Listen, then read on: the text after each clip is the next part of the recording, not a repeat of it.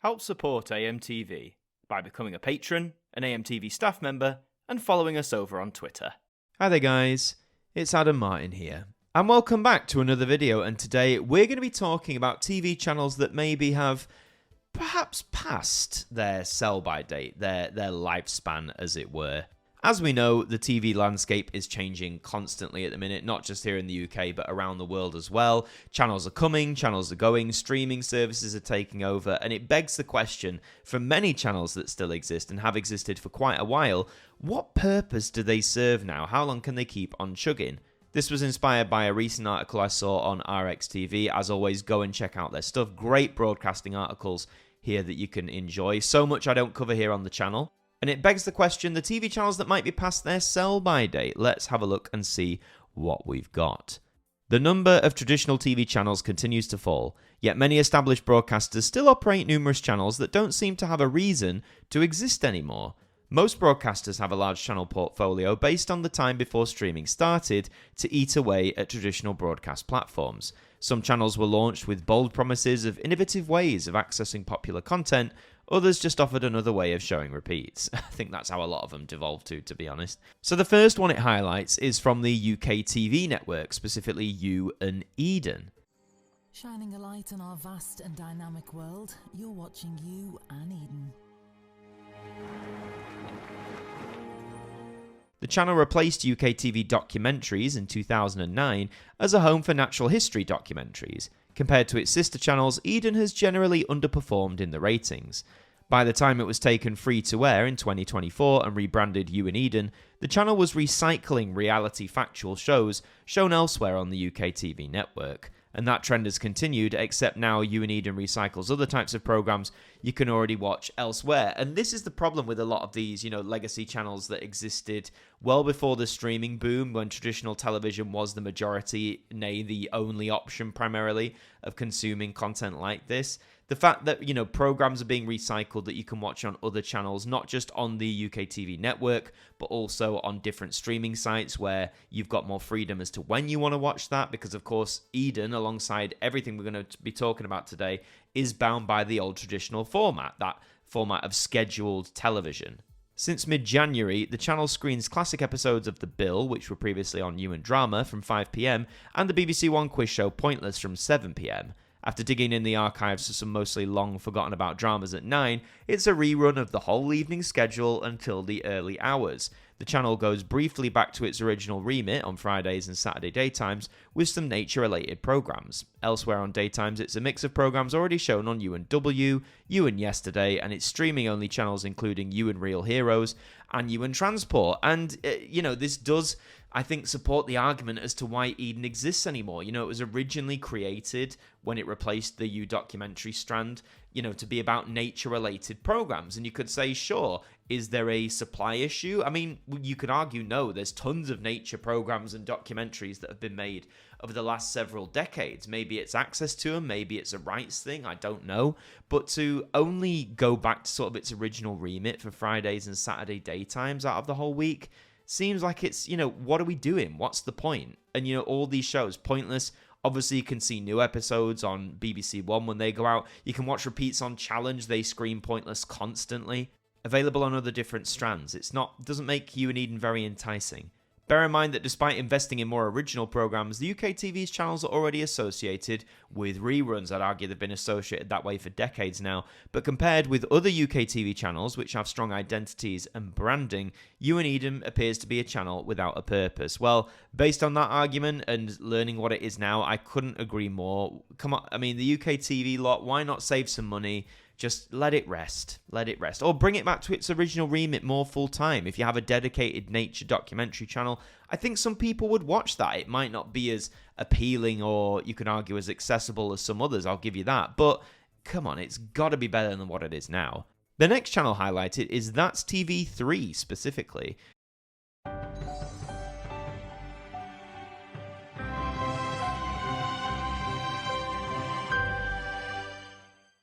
That's TV started life as a local TV operator, now operating 20 of the 34 local TV channels in the UK.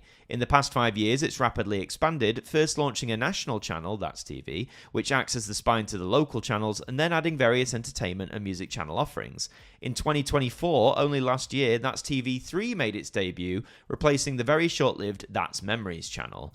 As with That's TV and That's TV 2, daytimes are filled with music videos that you'll also see on their dedicated music channels.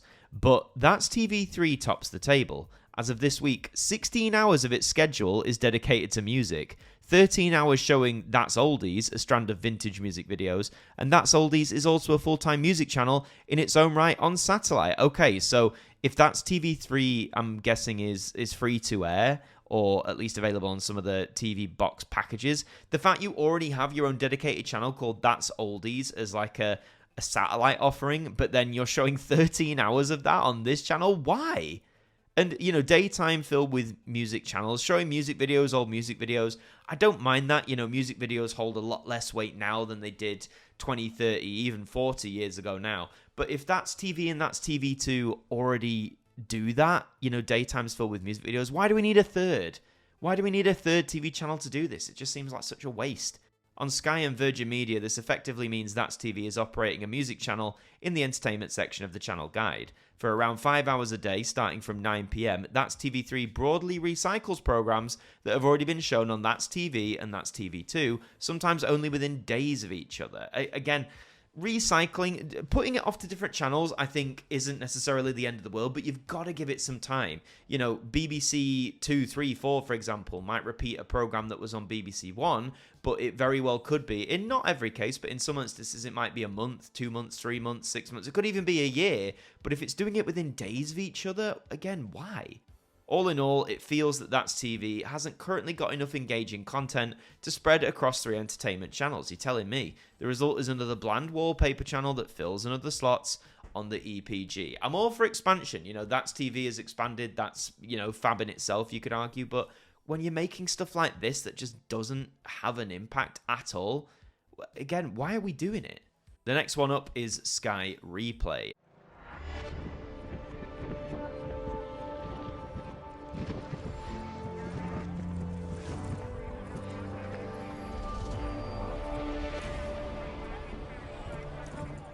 A place where you can watch Sky's programs again at a different time. In the daytime, that means Sky subscribers can watch more episodes of Border Patrol and Highway Patrol, which are shown on the free-to-air Sky Mix channel. In the evening, there's The Flash and MacGyver. Realistically, there's already loads of opportunities to rewatch programs from Sky thanks to its on-demand service. Even Sky's flagship channels rerun programs, and unlike Sky Replay, these will include the big hitting shows that people might want to catch up on, unless you can't really get enough of Border Patrol. The thing is, I think with Sky Replay, maybe when it launched or for a time, it actually served a decent use. It served a good purpose. People would tune into Sky Replay to specifically watch these repeats, but I think as time's gone on, again, with the streaming model, the catch-up model, the on-demand services and the like, there's just not a need for channels like this anymore. It even calls into question the time shift channels, like all the channels that have +1 on them that just show a direct repeat of the main channel an hour later. Those, I'm sure, were great for a time back when they were first introduced, say in the 2000s and the 2010s, but really, again, with the amount that is available on demand on streaming sites, catch-up services, what is the point? The final main channel it covers here is 4/7.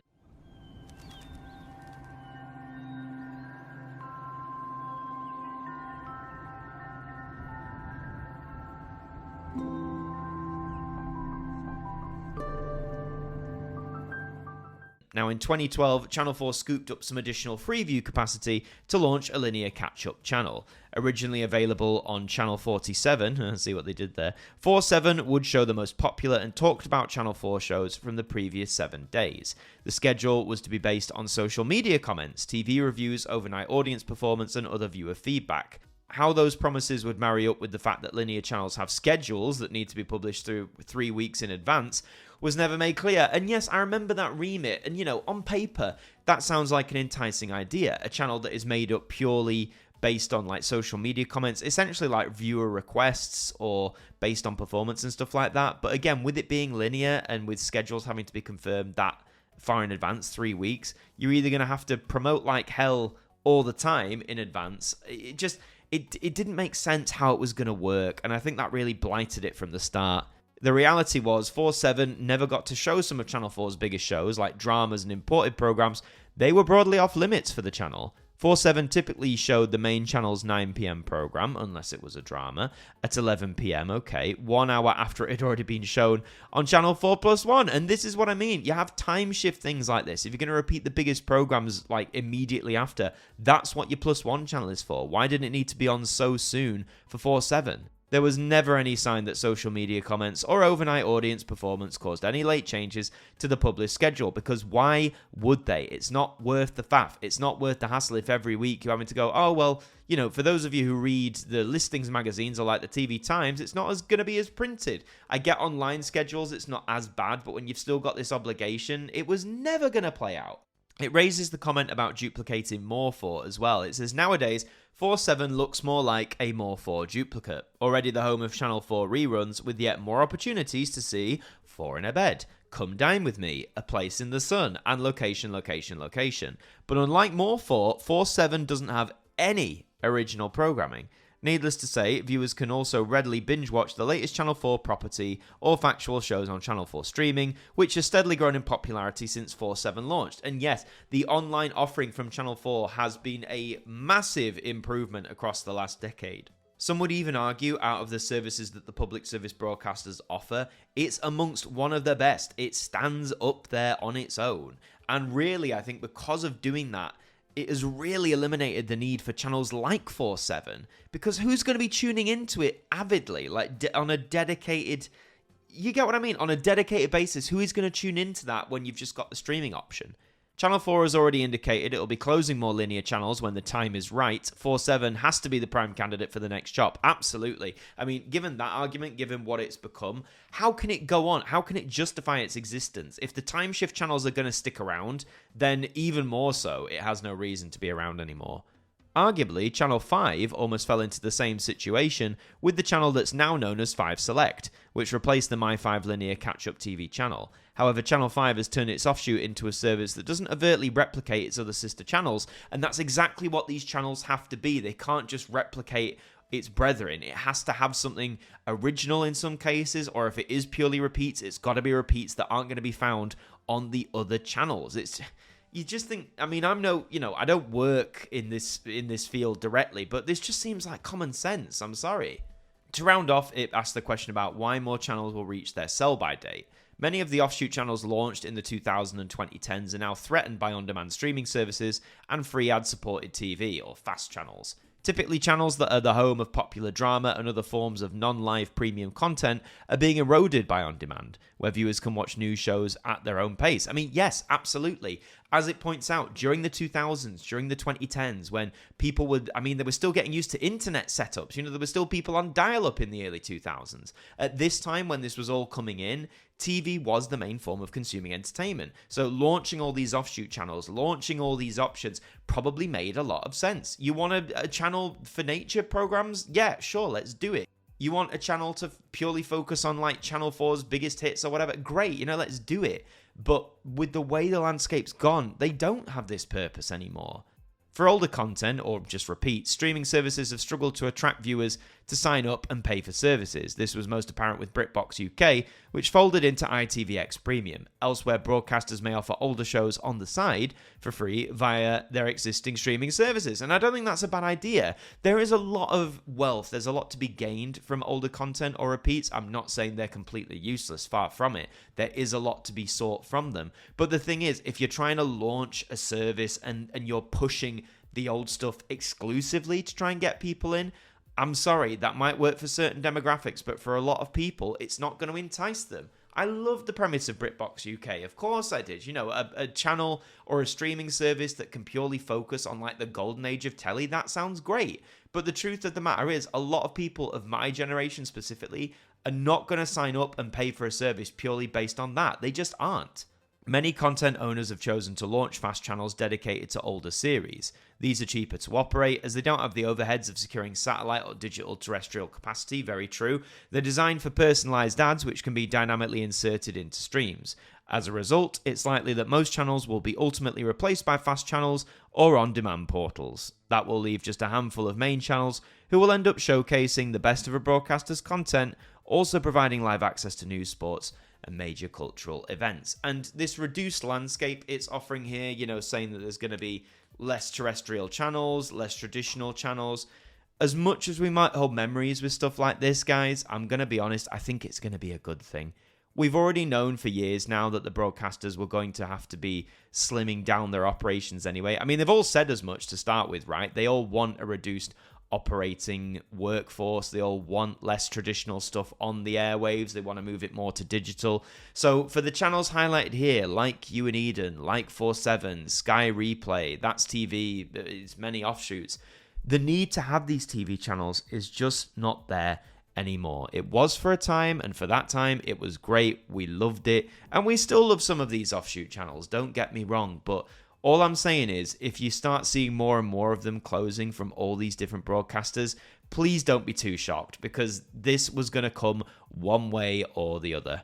I think the ones highlighted here in the RXTV article, they are ripe for the closing, and I think the arguments presented are more than strong enough to see why. As to whether or not when that will happen, who's to say? We don't have an exact figure or date or time frame, but I'm going to hazard a guess and say it's definitely going to be within the next 5 years, because the way everything's going, that push for digital, it surely has to be coming soon. And you know what? Like I've said before, with any channel closing, it is sad. We don't like seeing television channels being shut down forever, part of history and all that, but this is one time I'm going to have to hold my hands up and say, this is going to come.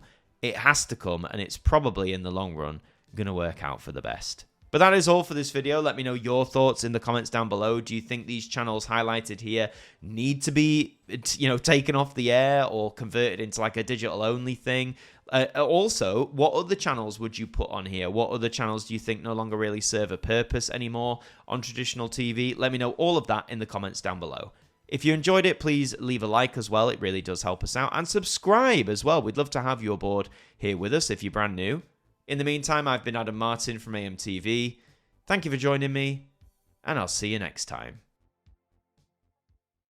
Thank you to our patrons for helping to support the show, and a special thank you to Macra, Shaun Knock, Daud Khan, Ethan Carberry-Holt, Liam De-Maine, AJ Mac 200017, Deck, Jen, Traffy, Evan 41, Tim Ripley, Mr. Eurovision 1986, Marnanel Thurman, John Wakefield, Kieran Bolton, 40-something Manchild, Jerry Ralph, John McLeod, Saint Rocket 9, James Wallace, Ben, Kat Hegarty, Stephen Oliver, Tegan, Shadowfiend 180X, Liam Wigley, Swan Ronson, and Adam Green are AMTV staff members.